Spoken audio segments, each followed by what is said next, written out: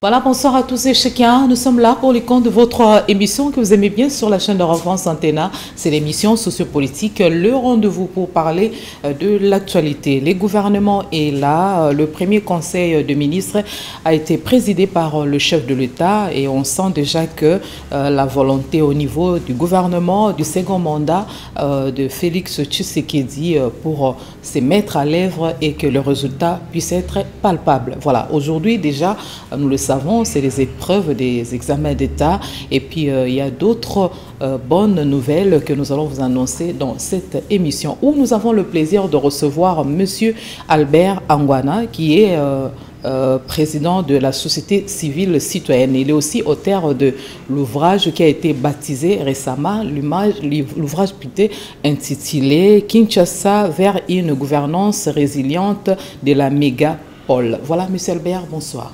Bonsoir. Merci d'être là, en forme. Merci bien, oui, ça va. Voilà, le gouvernement est là, fini les suspicions. Le chef de l'État a donné les go avec le premier conseil de ministres où elle a exhorté chaque membre du gouvernement de travailler d'arrache-pied, que chacun puisse donner le meilleur de lui-même pour le succès et que les répercussions se fassent sentir au niveau du quotidien de la population congolaise. Quelle a été votre réaction par rapport à la taille du gouvernement, la forme de ce gouvernement et la manière dont les choses se présentent maintenant? Bon, disons que par rapport au gouvernement précédent, Tshisekedi, le premier mandat de Tshisekedi, moi je crois qu'il n'y a pas vraiment eu de changement, un changement significatif en termes d'animateurs des actions du gouvernement. C'est-à-dire, il y a des acteurs qui sont revenus, des ministres qui sont revenus, alors qu'on ne les attendait pas du tout. Il y en a qui sont arrivés, qui semblent ne pas convaincre. La preuve, c'est qu'une vient de démissionner. Voilà. C'est un peu l'impression générale par rapport aux attentes de la population. Il y a des permutations aussi. Il y a eu des permutations. Bon, voilà. La population attendait voir autres personnes que ceux qui sont restés là, pour la plupart. Bon, il est aussi vrai que les coachings, c'est au niveau du président de la République. Il sait peut-être comment ça se passe au sein du gouvernement, mais en dehors du gouvernement, les attentes n'étaient pas rencontrées. Voilà, il y a un Congolais qui a semblé dire je croyais que le jour où Kamere deviendrait ministre de l'économie, le pays va changer. Jean-Pierre Bemba, ministre de la Défense, la guerre à l'Est prendra fin. Matata Pogno gérer un projet agricole tel que Bukangazo Lonzo, le projet apportera un plus aux Congolais. Voilà, tout ça là, apparemment, c'est une opinion d'un Congolais, ainsi de suite, qui a réagi, je me dis, par rapport au gouvernement passé, ainsi de suite, mais ça peut quand même nous servir de leçons. Quelle est votre opinion par rapport à sa lecture? Bon, moi je crois que ça c'est une opinion quelque peu subjective, dans la mesure où le gouvernement, il y a souvent ce qu'on appelle les systèmes politiques. Vous êtes dans un système, les systèmes vous absorbent, hein? Donc vous devez jouer le jeu du système. C'est ce que j'ai toujours dit, que nous sommes dans un État à refonder. Refonder un État, ce n'est pas peu de choses. Et surtout de la part de ceux qui étaient là avant, le régime passé a vraiment amené le pays dans la gouffre. Il faut l'en sortir de là. On ne peut pas gagner une guerre tant qu'il n'y a pas une armée qui existe, une armée restructurée, organisée, modernisée. Non, on ne gagne pas une guerre comme ça. On ne peut pas aussi de son bureau de ministre de l'économie, par un coup de baguette magique, faire rendre l'économie prospère, voilà, et florissante. Non, pas du tout. C'est-à-dire, le vrai problème de notre pays, c'est que l'AFDEL a amené l'État à la ruine. Donc, il faut refonder l'État. Voilà. Mais aujourd'hui, donc, tout le monde placé dans ce contexte-là ne ferait pas grand-chose. Mais néanmoins, on peut voir que telle ou telle autre personnalité dans le gouvernement, malgré qu'on soit dans une situation d'abîme, sort quand même du lot par rapport aux actions qu'il mène dans son secteur. Mais associer quand même certains acteurs politiques à la gestion de la chose publique, stratégie du chef de l'État, c'est pour s'attendre à quoi exactement? Non. Parce qu'il n'y a pas de gain de cause, comme vous l'avez signifié, mais c'est comme ça continue. Maintenant, Jean-Pierre Bemba, par exemple, c'est un exemple que je prends, il est au transport, ainsi de suite. Ils sont toujours dans le gouvernement. Les associés, pour quelle finalité? Non, je crois que un choix comme celui de Jean-Pierre Bemba à la défense, un choix comme celui de Kamere à l'économie, ce sont des choix, je dirais, des bons choix.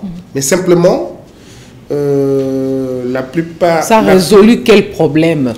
Non, écoutez, nous allons, et ça je ne le dirai jamais assez, l'État congolais, c'est un État en déliquescence qu'il faut refonder. N'est-ce pas? N'importe quel président de la République dans les circonstances actuelles, n'est-ce pas, ne ferait pas grand-chose, étant donné que nous avons un État qui se trouve dans l'abîme. Donc, personnalité ou pas, ça ne change rien. Donc, refondons l'État. Refonder l'État demande un temps aussi. Voilà justement pourquoi il faudra que nous puissions, en ce qui me concerne personnellement, que nous puissions, acteurs de la société civile, acteurs politiques, des différentes tendances, que nous puissions mettre autour d'une table pour jeter les jalons de la refondation de l'État pour que nous puissions nous attendre aux résultats escomptés. Sinon, ça sera du blanc bonnet, bonnet blanc. À la formation de ces gouvernements du second mandat, si on voit sa composition ainsi de suite, c'est comme si le chef de l'État actuel tient à tout prix à déstabiliser les FCC et puis fragiliser l'opposition. Le FCC, je dirais, le FCC nous a conduit de la situation qui est la nôtre aujourd'hui. Le FCC a conduit le pays dans l'abîme. Ça, il faut qu'on se le dise. Hein. La guerre, tout ce que tu veux là, c'est le FCC. Le FCC avait fait de la prédation le mode de gestion, n'est-ce pas? Il a laissé un État en déliquescence. Je crois que s'ils étaient un peu plus équilibrés, ils auraient dû se taire pendant un temps. Voilà. Mais l'opposition, bon, écoutez, l'opposition, c'est un peu ce qu'elle est. L'opposition est quelque peu dégarnie parce que les tenants de l'opposition sont intéressés par le pouvoir. Or, si l'on veut qu'on change d'abord l'État avant de songer au pouvoir, je crois qu'on aurait une opposition sérieuse. Voilà un peu ça. Le chef de l'État tient à tout prix que les choses changent. Il a martelé au cours de récents conseils de ministres où il a signifié aux membres qui forment ces gouvernements. Les ministres de cette équipe sont appelés à comprendre pleinement le défi majeur à relever. Ils sont également tenus à produire des résultats concrets. Voilà, les chefs de l'État ne laissent la place aux hésitations ni aux approximations en mettant l'accent sur les priorités telles que la sécurité, la paix, le développement et la bonne gouvernance. Voilà un peu ça.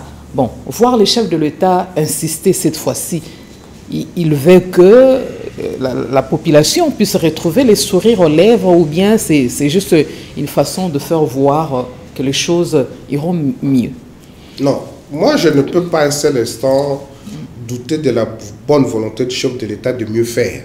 Mais simplement, je crois qu'il y a comme ça certaines actions qui nécessitent une certaine maturation de réflexion avant de se mettre au travail. Je me dis que l'on peut bien, il a l'autre fois dit lui-même, Dimboko Sekou Fakala. Ça, il avait dit vrai. Et il doit se comporter en conséquence. Il doit se comporter en conséquence. Ne faisons pas semblant de dire que nous avons un État normal. Non, l'État ne marche pas comme le nôtre est en train de marcher. Donc le chef de l'État, tout en posant des actions allant dans le sens de soulager la misère du peuple, il doit jeter les jalons de la refondation de l'État. Il est en train de mettre la pression sur le gouvernement soumien, déterminé à instaurer une discipline stricte. Voilà, un peu ça, en son sein, bien sûr. Oui, c'est une responsabilité qu'il lui incombe d'inciter les ministres à mieux faire. Mais bon, écoutez, j'ai entendu, j'ai lu dans les réseaux sociaux, comme quoi il voulait instaurer les systèmes de cotation. Voilà. Je crois que des évaluations régulières. Des évaluations régulières, je crois que c'est une très bonne chose. Il faut qu'il le fasse et il faut arrêter des critères objectifs pour le faire de façon que ceux qui ne sont pas capables d'apporter quelque chose à la nation, eh bien, ils vont céder la place aux meilleurs. Il faut que ça soit voilà, les membres de ce gouvernement, du gouvernement Soumigna seront surpris par des évaluations trimestrielles avec des sanctions prévues en cas de résultats insatisfaisants. Voilà, un peu ça. Oui, ça j'apprécie. Il faut que ça soit fait pour que, comme disait Mosengo, que les médiocres dégagent. Hein. Et la solidarité gouvernementale, ça pourra se faire comment? C'est tenir la main dans la main pour la réussite de ces mandats de Félix Tshisekedi. Ça peut se faire comment? Le membre des gouvernements peuvent travailler en synergie, en étroite collaboration. À chaque fois qu'il y a un gouvernement, il y a une ordonnance fixant la modalité de collaboration entre les membres du gouvernement. Donc, il reviendra au chef de l'État qui a une expérience de plus de 5 ans de voir comment améliorer ce texte-là pour atteindre les résultats. Ça ne peut pas venir de nous comme ça, on ne peut pas le dire comme ça. C'est au chef de l'État de voir comment amender ce texte-là. Chaque ministre devait avoir un comportement irréprochable dans l'exercice de leurs fonctions. Normalement, ça devait se faire comme ça. Normalement. Voilà, mais en ce qui concerne la sécurité de la RDC, de l'Est de la RDC, le chef de l'État demande aussi à chacun de nous, des membres du gouvernement particulièrement, de mettre la main dans la pâte pour que cette guerre puisse appartenir au passé. Mais pas plus tard que ce dimanche, la première ministre a pris part à une célébration eucharistique organisée par l'archidiocèse de Kinshasa, ainsi de suite, présidée par son éminence, le cardinal Fridolin Mbongo. Dans son allocution, elle a martelé sur le fait que l'Église catholique devrait appuyer son gouvernement et contribuer à mettre aussi fin à la guerre à l'est de la RDC. Ça va se passer comment? Bon, il est vrai que c'est un acte très positif à louer. Si elle veut vraiment que tout le monde puisse concourir à la réussite en ce qui concerne la sécurité, parce que dites-vous que l'Église catholique, maintes fois, a été vilipendée par le parti au pouvoir, ce que j'ai toujours considéré comme étant une erreur stratégique, parce qu'au fait, un gouvernement doit avoir l'appui de la population. Qui dit population, dit les forces vives, hein, parce qu'il y a des forces qui existent réellement sur le terrain. C'est pourquoi j'ai toujours pas apprécié le fait qu'on puisse comparer l'Église catholique aux églises de réveil, parce que l'Église catholique en République démocratique du Congo, c'est une organisation qui est des tentacules, n'est-ce pas? Et qu'il faudra compter avec pour mieux faire. Donc ces gouvernements, les membres de ces gouvernements n'ont pas de marge d'erreur.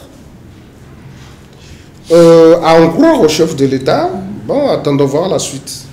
Voilà, nous sommes à quelques jours de la célébration de l'accession de notre pays à la souveraineté tant nationale qu'internationale. C'est le 64e anniversaire de l'indépendance de la RDC. Avant l'indépendance, après l'indépendance, selon d'aucuns, aucune lumière au bout du tunnel. Oui, effectivement, la cause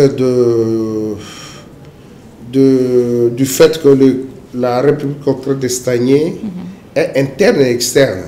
Il faut constater que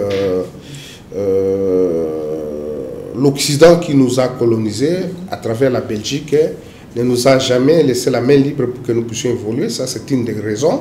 Mais aussi, il est aussi vrai qu'à l'interne, les acteurs politiques ne prennent pas conscience des enjeux du développement de la République. Ça, c'est regrettable. Et la population, finalement, devient complice par son laxisme. Et voilà que le pays est en train de sombrer. Mais je crois qu'il n'est jamais tard que nous puissions arrêter la dégringolade pour jeter le jalon de la refondation de l'État. 64 ans après, quelles sont les avancées significatives dans chaque domaine de la vie des Congolais? Moi, je crois que là, on peut d'emblée constater que nous sommes en train de dégringoler. Néanmoins, il il faudra que les études soient faites dans chaque secteur pour essayer de quantifier en termes statistiques ce qui a été fait et ce qui n'a pas été fait. Et avant l'indépendance, le Congolais vivrait mieux, et après l'indépendance, c'est comme si la population vit dans la misère la plus totale. Oui, c'est-à-dire, ce qui est vrai, c'est que... les colonisateurs sont allés très tôt, ils devaient rester et que le pays soit colonisé, par exemple, vers les années 80, vous trouvez? Oui, c'est-à-dire, il est vrai que nos parents qui ont accédé à l'indépendance, la plupart n'étaient pas préparés pour prendre la relève de l'homme blanc. Alors nous sommes retrouvés très rapidement dans une situation telle que des personnes peu outillées avaient de grandes responsabilités. Ils se sont mis à mimer les blancs plutôt que de vouloir travailler parce qu'ils n'étaient pas assez outillés. C'est ce qui a fait que les pays ont pâti. Mais aujourd'hui, nous avons assez de gens assez outillés pour gérer les pays. Mais je crois que quelque part, il y a un problème de culture politique qui se pose. Donc voilà, la problématique de notre pays, c'est un peu ça. Les acteurs politiques n'arrivent pas du tout à se départir de leurs vieilles habitudes, de leurs propres intérêts. Bon, voilà un peu ça qui fait le problème. Mais si jamais on instaurait la discipline et que l'on prenait la décision de respecter les lois de la République, je crois qu'on peut aller de l'avant. Parce que, dit-on, la justice élève une nation. Ça passe par là. Il faut que le fautif soit puni. 5 chefs de l'État ont défilé, ont géré ces pays, ainsi de suite. Et la courbe se présente comment? Depuis 1960 jusqu'à maintenant? Non. Je crois que, comme je l'ai dit tout à l'heure là, les pays vont en dégringola. Et les circonstances de gestion de Mobutu, il n'a pas traîné au pouvoir. Mobutu, 32 ans. Joseph Kabila, 18 ans au pouvoir. Et Mzee Laurent Désiré Kabila, il n'a pas traîné aussi. Et on voit maintenant, c'est Tshisekedi, il a son second mandat. Non, il faut dire que l'AFDEL, c'était un cheval de Troie qui nous a causé beaucoup de torts. Donc l'AFDEL était vraiment venu liquider l'État.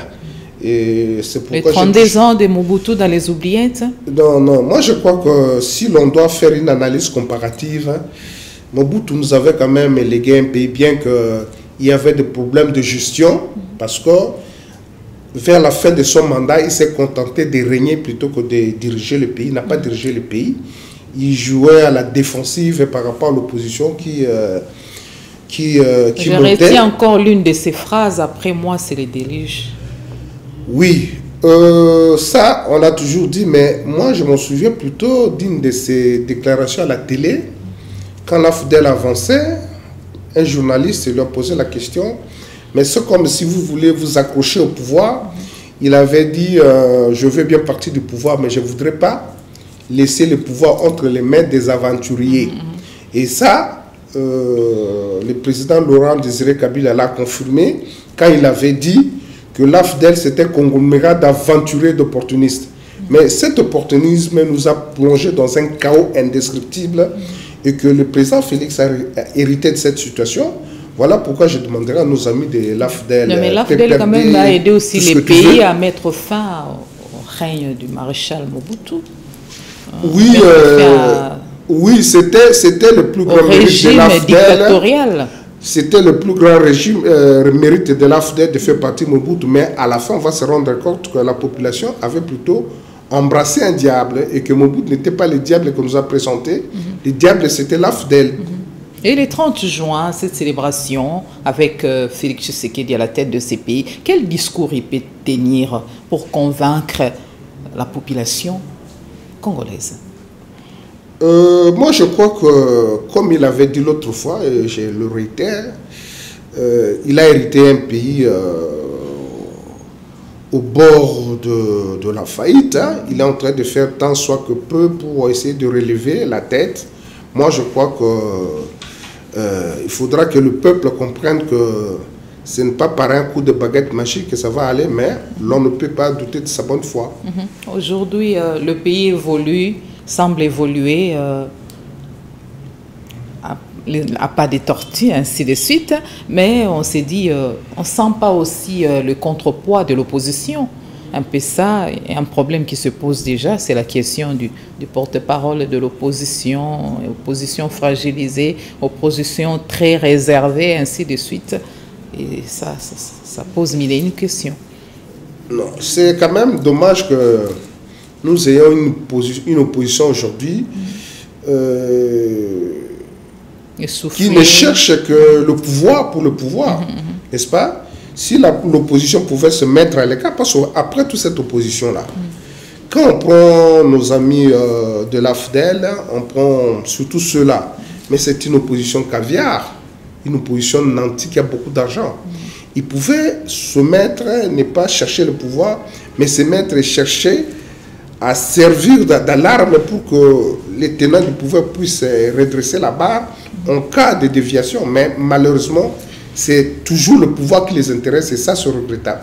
Voilà une bonne nouvelle, comme je l'ai signifié, à quelques temps de la célébration de l'accession de notre pays à la souveraineté, tant nationale qu'internationale. Le chef de l'État a procédé les week-ends, c'est au lancement des travaux de construction des racades sud-est et sud-ouest dans la ville de Kinshasa. Voilà un peu ça. Le lancement est intervenu le samedi 22 juin à Mitendi. Voilà.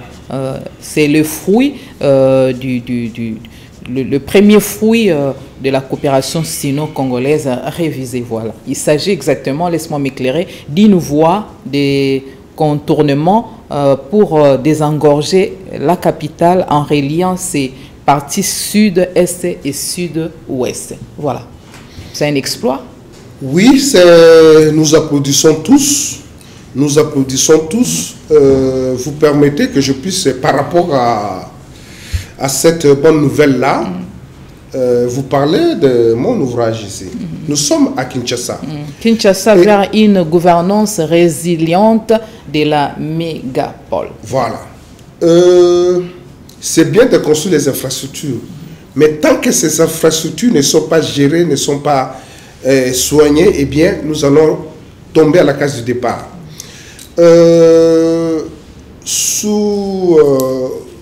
Au dernier mandat de Kabila, la Banque mondiale avait financé un projet à Kinshasa, PDU, projet de développement urbain. Ce projet-là avait deux volets. Il y avait le volet infrastructure pour la construction des routes. On a construit plusieurs routes à Kinshasa et dans certaines provinces. Et nous avions aussi le volet gouvernance. Parce que le problème de Kinshasa, c'est un problème de gouvernance. C'est bien de construire les infrastructures. Mais si ces infrastructures ne sont pas gérées, ne sont pas bien entretenues, ne sont pas gardées par la population, eh bien, ça ne sert à rien parce que nous allons retomber dans la case du départ. Aujourd'hui, les chefs de l'État lancent ce travail-là. Mais en principe, cette route-là, c'est une route provinciale. Ce n'est pas une route d'intérêt national parce que les routes d'intérêt national, ce sont des routes qui réunissent les provinces. Ce sont des routes d'intérêt national. Mais quand une route traverse la ville de Kinshasa, n'est-ce pas? C'est une route d'intérêt provincial. Kinshasa qui aurait dû le faire, mais Kinshasa n'a pas de moyens. Pourquoi Kinshasa n'a pas de moyens? C'est parce que Kinshasa n'est pas gouverné. Ça, je peux le dire, la main sur le cœur, Kinshasa, jusque-là, n'était pas gouverné. Nous étions dans une situation de sous-administration. Aujourd'hui, dans la ville de Kinshasa, quand vous lisez les textes qui organisent la gestion de la territoriale, la salubrité, c'est une affaire du quartier. Or, le quartier, c'est une entité déconcentrée qui n'a pas de personnalité juridique. Où trouverait-il le moyen pour faire face à la salubrité? Vous comprenez? Ce qui fait que la taxe de salubrité, c'est une taxe qui revient à la ville. Donc, la ville perçoit les taxes, la commune qui est censée, enfin le quartier qui est censé s'occuper de la salubrité n'a pas de moyens et Kinshasa est en train de pourrir. Donc, Le problème de Kinshasa, c'est un problème de gouvernance. On peut bien construire des infrastructures, mais qui doit enlever la saleté dans les égouts, dans les caniveaux, sur le quartier, mais le quartier n'a pas de moyens. Voilà Kinshasa, c'est un problème de gouvernance. Voilà pourquoi je me dis, on peut pas construire des infrastructures. Si ces infrastructures-là ne sont pas entretenues et bien gérées, eh bien nous allons retomber dans la même travers de l'insalubrité. Et les taxes exigées par l'hôtel de ville, ça profite à quoi ou à qui? Je me dis, écoute, comme je l'ai dit dans mon livre là, les taxes de l'hôtel de ville de Kinshasa glane les recettes. Parce que l'hôtel de ville de Kinshasa tourne à moins de 20% de sa capacité fiscale. Voilà pourquoi nous disons, pour que Kinshasa se développe, il faut d'abord responsabiliser les quartiers. Comme les textes disent que le quartier s'occupe de la salubrité et que les taxes de la salubrité reviennent à l'hôtel de ville, il faudra que l'hôtel de ville puisse déléguer ce pouvoir-là au quartier pour percevoir les taxes et faire face à la salubrité au niveau de la base. Sinon, ça sera la poubelle dans les égouts et puis on ne sera pas sorti de l'auberge. Voilà pourquoi je me dis, je propose à ce que nous ayons à Kinshasa des communes et des quartiers plus gérables. C'est-à-dire on va devoir, comme le dit l'article 4 de la Constitution, procéder au découpage des communes et des quartiers pour que nous ayons un nombre assez raisonnable de gens qui peuvent être gérés par un chef de quartier qui peut savoir que dans tel ménage, on n'a pas payé la taxe de salubrité, dans tel ménage, on n'a pas payé telle ou telle autre taxe. Voilà le problème de Kinshasa. Donc, le chef de l'État a fait ce qui met une infrastructure importante à la disposition de la ville qui devra la gérer. Mais si la ville n'est pas gouvernée comme ça a toujours été le cas, eh bien, nous allons retomber dans la même travers. Voilà, c'est une nouvelle équipe gouvernementale. Nouvelle équipe de gouverneurs. Voyons voir, 100 jours après, nous allons bien les évaluer. Voilà un peu ça. On parlait de la construction des racades sud-est et sud-ouest long des 63 km. Cet ouvrage ouvre une série de projets de modernisation des infrastructures. Ça valait la peine quand même, non? Parce que la ville de Kinshasa, réputée par ces embouteillages et consorts, vaquer librement à nos occupations, ça posait problème, ainsi de suite. Il faut commencer toujours par quelque part et le garant de la nation a jugé opportun de commencer par cet ouvrage d'envergure aussi. Nous encourageons, nous applaudissons tous, mais nous prévenons que les mêmes causes produisant les mêmes effets, il faudra que cette fois-là, les infrastructures construites soient gérées.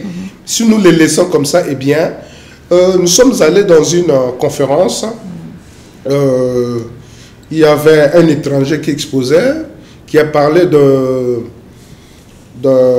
d'une infrastructure dans un pays européen où on gère les immondices et tout ça. Mais un des participants pose la question, mais est-ce que vous ne pouvez pas amener cette technologie-là chez nous?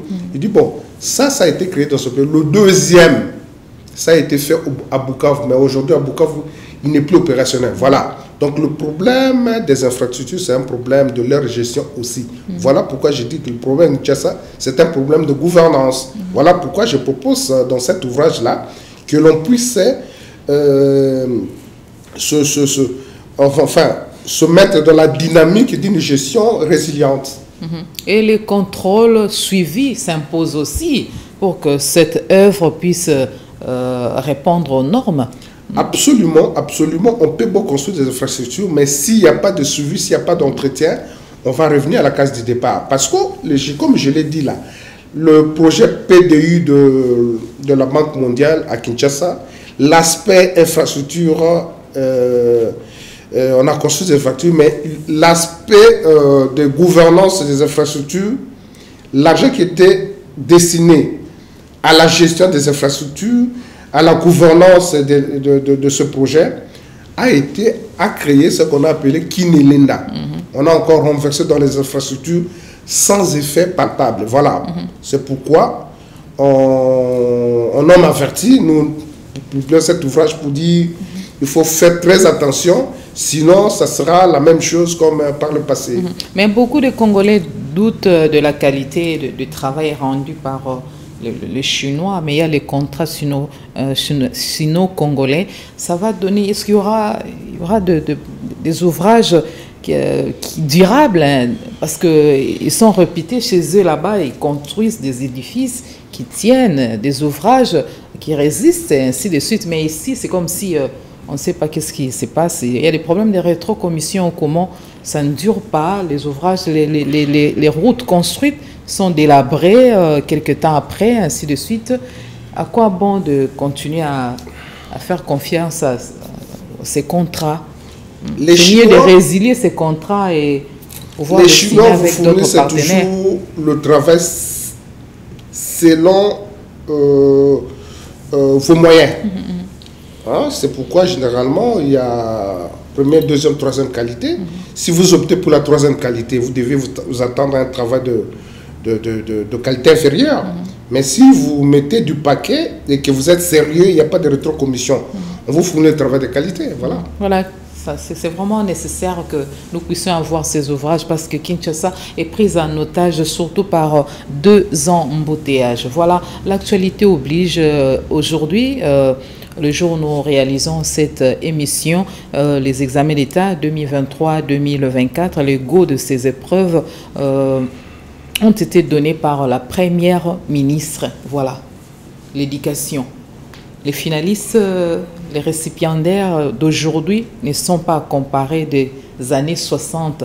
Pourquoi? Parce que dans la tête, il n'y a rien, malgré les bons résultats qu'ils donnent à la fin. Qu'est-ce qu'il faut faire pour remonter cette pente? Madame, je ne le dirai jamais assez, il faut refonder l'État. C'est-à-dire, l'État, c'est comme un édifice qui doit avoir des piliers. L'éducation n'est qu'un des piliers. Notre souci, c'est d'atteindre les caps d'excellence. Absolument. Absolument, il faudra que dans chaque secteur, que les gens puissent mettre de côté les intérêts égoïstes et voir qu'est-ce qu'on peut faire dans ce secteur pour essayer de refonder l'État. Parce que l'État congolais, comme je l'ai dit, est vraiment un État en déliquescence parce que l'AFDER nous a laissé un pays moribond. Mais comment faire pour que nos finalistes puissent réussir avec brio et qu'ils puissent prouver aussi de quoi ils sont capables une fois à l'université, une fois en face d'une responsabilité? Oui, je crois que nous devons simplement refonder l'État dans divers secteurs. Comment voulez-vous, par exemple, que tout le mandat du président de la République, le mandat passé, que les fonctionnaires de l'État n'ont jamais eu le fait de fonctionnement? Hein? C'est comme si l'État était réduit au cabinet ministériel. Ça pose problème. Comprenez? Donc, si l'on veut refonder l'État, il faudra d'abord voir l'enseignant. L'enseignant qui est à l'école primaire, qui nous a éduqués tous, qui nous a formés tous.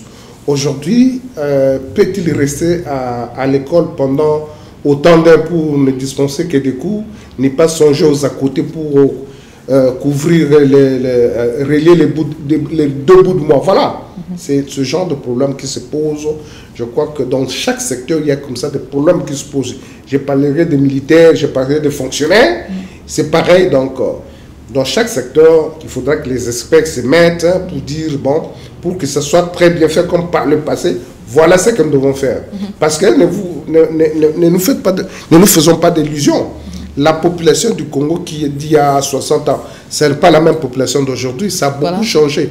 Comment expliquer que Kinshasa, par exemple, un mégalopole comme Kinshasa, soit aujourd'hui, à ce jour, géré par 24 divisions en 24 communes, au moment où nous avons des communes de plus de 2 millions d'habitants et que 2 millions d'habitants, c'est la population du Congo-Brazzaville en face. Ça, c'est par exemple Kimbanseke. Vous attendez à quelle gestion? Voilà. Tout ça, ça demande de réforme. C'est pourquoi nous proposons à Kinshasa que nous puissions créer 4 mairies et diviser les communes, diviser les quartiers pour que nous ayons des entités plus accessibles, plus gérables. Voilà, un membre du gouvernement a trahi, je ne sais pas s'il faut le dire ainsi, on l'a vu démissionner. Il s'agit de Mme Stéphanie Mbombo qui a rendu le tablier. Vous savez, j'ai eu j'ai eu le privilège, après mes études universitaires, de faire mes premières armes au cabinet du maréchal. N'importe qui n'était pas nommé ministre en son temps, hein, parce que les services de sécurité devaient vous suivre, devaient avoir votre profil analysé avant que vous n'accédiez à de hautes fonctions. Mais bon, le comportement de madame qui frise un peu une certaine légèreté, selon les informations de notre possession, ne pouvait pas passer inaperçu si vraiment le travail a été fait en amont. C'est ça. Voilà, donc c'est une manque de confiance, ça décourage un peu, ça décourage plus d'un Congolais déjà, voir le gouvernement Soumia à l'aube de l'investiture ou de la publication, de la formation, publication des listes de membres de ce gouvernement. Voilà déjà un ministre qui rend l'établi. C'est une fausse note, c'est vraiment une fausse note pour le gouvernement. Je crois qu'il faudra qu'à la prochaine, que nous puissions donner de la valeur à la fonction ministérielle, hein, parce que ça, c'est un peu une certaine désacralisation de pouvoir. Hein.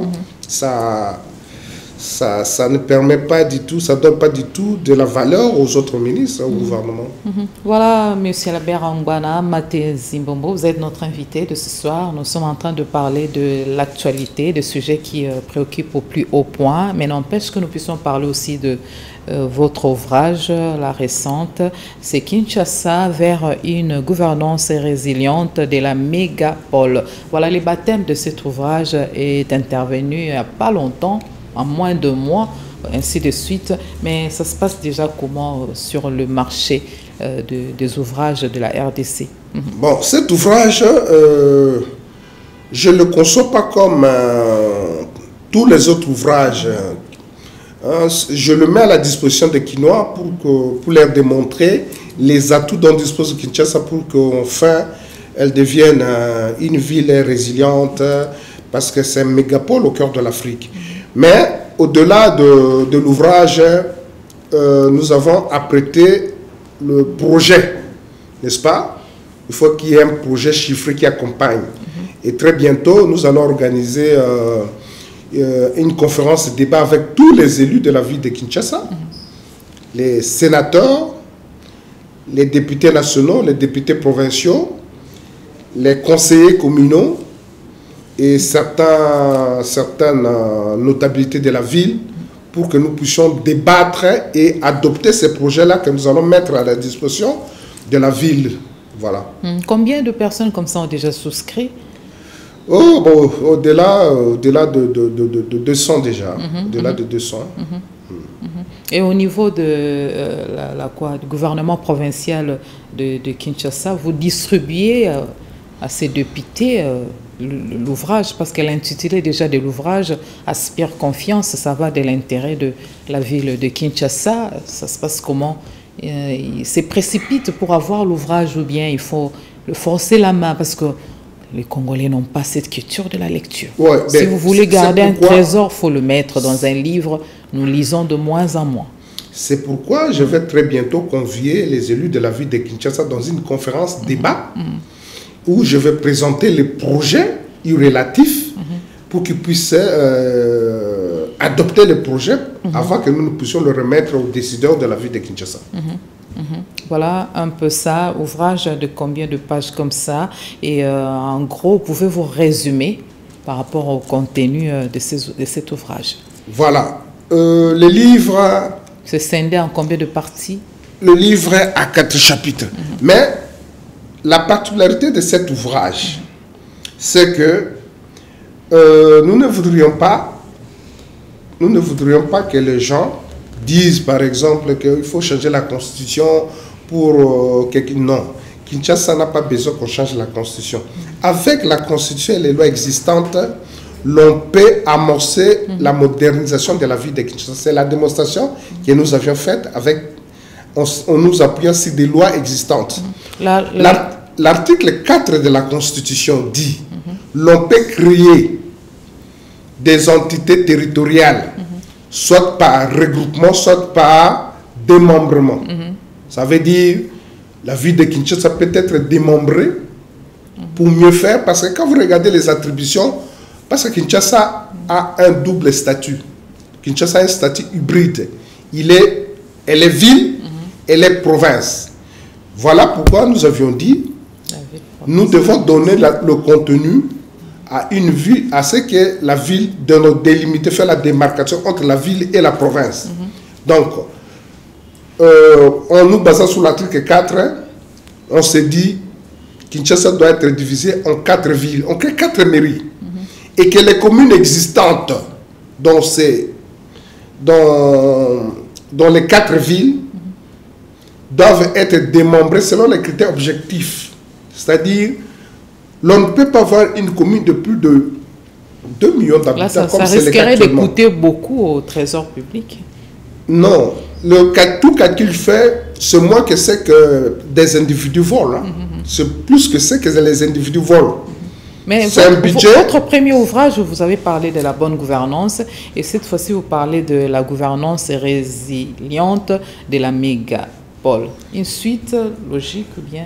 Non, c'est-à-dire dans ce premier ouvrage, décentralisation politique et administrative, rétrospectif d'un processus laborieux et délicat, nous avions parlé de la décentralisation.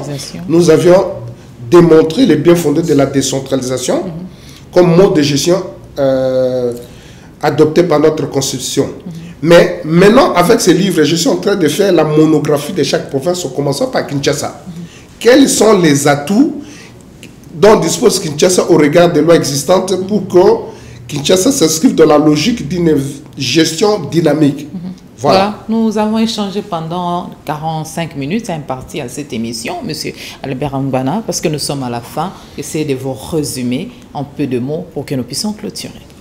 Je dis, nous avions tous applaudi le travail abattu par les chefs de l'État, l'inauguration de la route qui va traverser la ville de Kinshasa.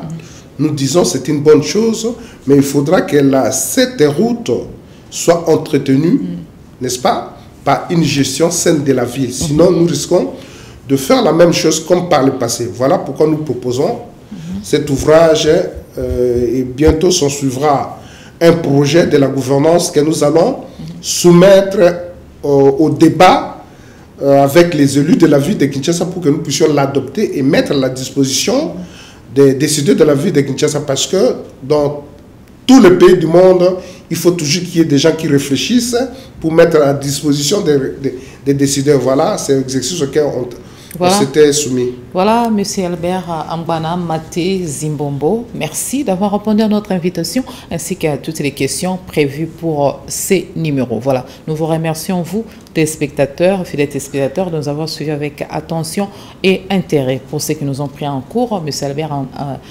Mbana est coordonnateur de la société civile citoyenne. Il est auteur de 2 ouvrages.